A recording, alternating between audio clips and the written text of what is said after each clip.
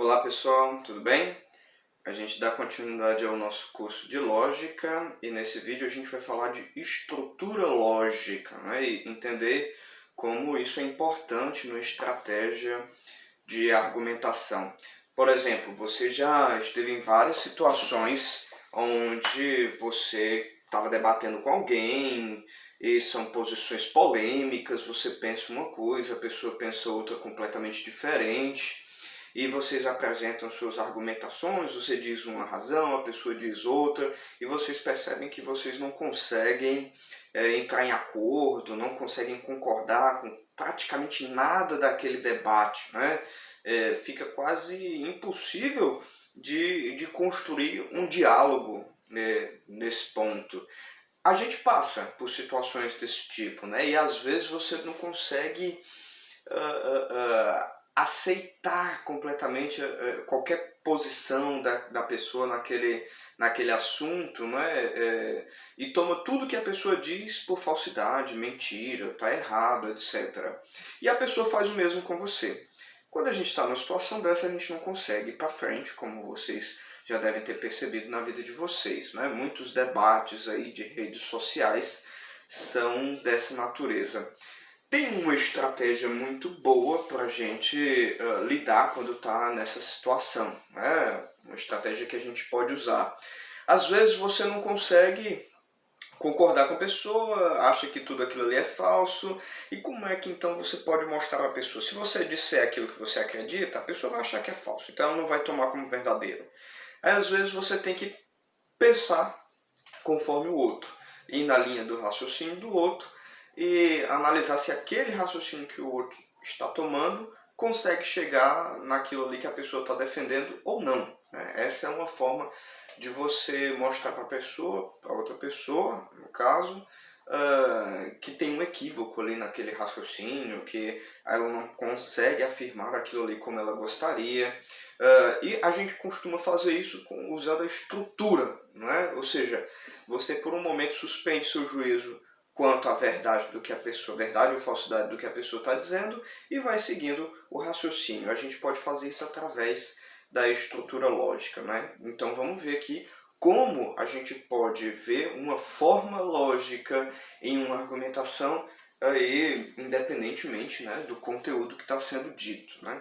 Vou usar dois exemplos. O primeiro exemplo a gente tem aqui, pense aí em duas informações, que delas a pessoa quer concluir uma terceira informação.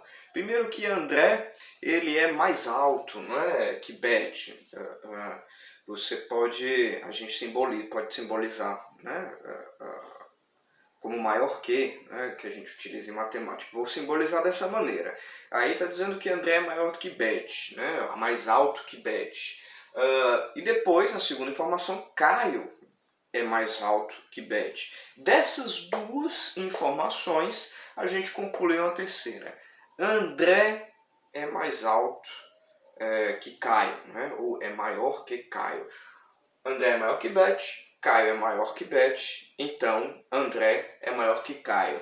Será que a gente consegue concluir isso, né? Se a gente assumir que é verdade que André é maior que Beth, é verdade que Caio é maior que Beth, a gente consegue concluir que André é maior que Caio, né? Mais alto que Caio? Primeiro, tem uma coisa que a gente precisa fazer antes da gente começar a testar esse raciocínio, que é abstrair aí o conteúdo que está sendo dito, né? Quando a gente escuta algo desse tipo, você certamente pensou que André é uma pessoa, Beth é uma pessoa e Caio é uma pessoa, e você está falando aí das alturas dessas pessoas, né? Dizer que um é maior do que o outro, mas em momento nenhum, por exemplo, dessas três informações, a gente diz que André é um ser humano. André pode ter sido um cachorro, André pode ter sido um gato, André pode ter sido um jacaré, né, um crocodilo. André pode ser um pincel, alguém deu o nome de André para um pincel. Então nomes, eles podem ser colocados em diversos objetos da realidade. Conforme essas informações que a gente teve, aí a gente não tem como garantir que são pessoas, né? Então veja que às vezes, quando a gente fica muito apresso ao conteúdo, a gente pode cometer alguns equívocos do raciocínio. A gente está tão acostumado, a nossa mente está tão acostumada a determinadas associações, que quando a gente escuta uma coisa a gente já associa outra e não tem necessidade disso. E isso é importante. Então como é que a gente consegue abstrair isso e analisar só a forma lógica independente do conteúdo? A gente pode usar símbolos para isso, né? Ao invés de André, a gente pode falar que A, tá bom? Ao invés de Beth, a gente pode falar B, né? E ao invés de Caio, a gente pode falar C. Então a gente pode fazer aí uma seguinte reformulação, né, desse argumento. A é maior que B, C é maior que B, logo A é maior que C. Veja que a gente analisando a forma lógica dessa maneira, independentemente do que seja A, do que seja B e do que seja C, qualquer instância, né, que a gente coloque nesses nomes, a gente vai ter uma mesma relação, uma mesma forma de relação.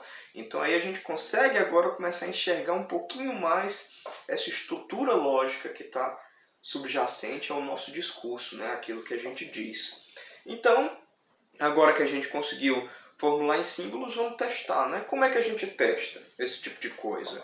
Quando você está argumentando com alguém e quer saber se de fato aquela conclusão, aquela tese que a pessoa tem, ela pode ser sustentada com os argumentos que a pessoa está dando, né? Mesmo que você não acredite nos argumentos, você pode pensar assim, tá bom, vamos supor que é verdade isso aí que você está dizendo. Será que disso daí a gente pode concluir o que você está querendo? É mais ou menos esse o raciocínio. Então como é que a gente faz esse teste? Se a gente encontrar uma forma que tudo que a pessoa está dizendo é verdade, mas mesmo assim é possível que seja falso aquilo que a pessoa está defendendo ao final, se você encontrar uma maneira de apresentar isso, você já pode garantir para a pessoa que, olha, mesmo com tudo isso aí que você está dizendo, esse argumento que você está dando, a gente não pode garantir ou ter certeza de que é verdade essa outra coisa que você está defendendo. Então o que você precisa? Precisa ter a conclusão falsa, essa coisa que a pessoa está defendendo ao final, essa tese falsa, e todo o restante verdadeiro. Vamos fazer isso aqui nesse raciocínio. A gente precisa então mostrar que essa conclusão é falsa, mesmo quando as premissas são verdadeiras. Vamos tentar desenhar, né? Você pode pegar até massinha de modelar aí, fazer com que o A seja um cilindro, né? Você pega a massinha, vai moldando, faz um tamanho dele, aí você sente ali com as suas mãos o tamanho, depois você pode fazer o mesmo com B e o mesmo com C, né? Aí vamos supor que você fez isso e você chegou a algo mais ou menos assim, né? A você pode botar aí de mais ou menos um tamanho de 2 centímetros, não é? E aí C você tem o que? 4 centímetros. Aí você fez lá uma massinha ou um desenho dessa maneira. E o que acontece quando a gente tem isso? Um A de 2 centímetros, um C de 4 centímetros, a gente tem que o C é maior do que o A, né? O C é mais alto que o A. E é justamente isso que a gente estava querendo. Uma vez que a tese é de que A é maior que C, se C for maior do que A é falso, aquilo ali. Então, aqui a gente tem, né, que A maior que C é falso, certo? Isso era o que a gente queria. Uma vez que você fez esse desenho, você mostrou, né, que a conclusão pode ser falsa, você mostrou como a conclusão é falsa, você vai testar agora. Olha, essa conclusão falsa, essa forma aqui que eu estruturei essa conclusão falsa, ela pode deixar com que as razões que a pessoa apresentou antes sejam verdadeiras, ou seja, que a premissa 1 e a premissa 2 sejam verdadeiras. Se você fizer isso, você mostrou que mesmo com todas as premissas verdadeiras, a conclusão não é garantia que seja verdade, não é? Pelo nosso desenho, o que a gente tem? A gente tem, agora vamos testar a premissa A maior que B, não é? Você primeiro precisaria desenhar um B. Como é que a gente desenha o B aí para que A seja maior que B? Uma vez que a gente desenhou o A com 2 centímetros, você pode fazer aí um B, não é? Com 1 centímetro. Uma vez que você faz isso, bom, você já viu ali, você está até com a massinha de modelar, você percebeu que A é maior que B. Então, a gente conseguiu a primeira premissa verdadeira, né, e mantendo a conclusão falsa. O que a gente pode fazer agora? Testar se isso aqui é suficiente para fazer a segunda premissa ser verdadeira também. Ora, um B com 1 centímetro e um C com 4 centímetros, a gente conclui então que C é maior que B. Não é? A gente tem então a segunda premissa, que era C maior que B, verdadeira. Ora, a gente conseguiu fazer ou desenhar ou modelar com a massinha pelo menos uma forma onde a conclusão é falsa, mas A maior que C é falso, né? Porque a gente conseguiu desenhar uma forma onde você tem um A de 2 centímetros e um C de 4 centímetros, você tem isso falso e você, ao mesmo tempo, mostrou que as duas premissas podem ser verdadeiras. O que a gente tem, então, agora? O que a gente consegue concluir disso? Ora, então que mesmo que você tenha a informação de que André é maior que Beth e a informação que Caio é maior que Beth, você não pode concluir disso que André é maior que Caio. Você vai precisar de uma outra informação para isso. Essas duas informações não dão a garantia de verdade da terceira, né?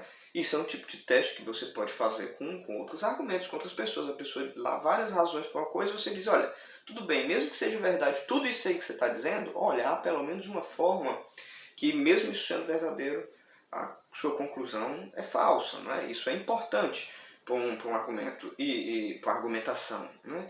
Uma estratégia de argumentação. E o que acontece aí? O que a gente tem? A gente não tem um erro aí de conteúdo nesse raciocínio. A gente tem um erro lógico. Né? As duas premissas não dão uma relação lógica de garantia de verdade para a terceira premissa. Tá? E lembrem aí dos vídeos passados, né? Esse é um argumento inválido, tá certo? Vamos então analisar o segundo exemplo.